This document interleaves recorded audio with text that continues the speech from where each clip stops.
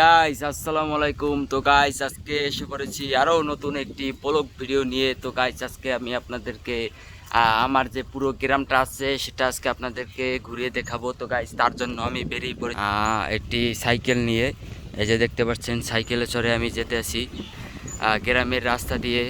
কি সুন্দর হাওয়া বাতাস বাতাস খেতে খেতে চলে যাচ্ছি আমি গ্রামের সেই আঁকা বাঁকা সরু পথ দিয়ে সামনের দিকে এগিয়ে যেতে আছি। তো গাইস আকাশে একটু মেঘলা মেঘলা ভাব, হয়তো বৃষ্টি আসবে আসবে ভাব, কিন্তু এসেও আসে না। ঠিক আছে, এখন আমার মতে এখন বৃষ্টিটা না আসাই ভালো, কারণ এই যে দেখতে পাচ্ছেন রাস্তার দুপাশে অনেকগুলো ক্ষেত আছে। তো এখানে কৃষক ডাল চাষ করেছে। তো বৃষ্টি আসলে সম্ভবত এগুলো আর কি পানিতে নষ্ট হয়ে যাওয়ার সম্ভাবনা আছে।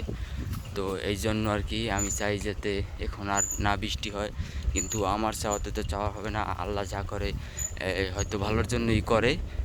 ঠিক আছে গাইস, তো এই যে দেখতে পাচ্ছেন কি সুন্দর একটি কচুরিপানা ডোবা, এই যে অনেকগুলো খেজুর গাছ।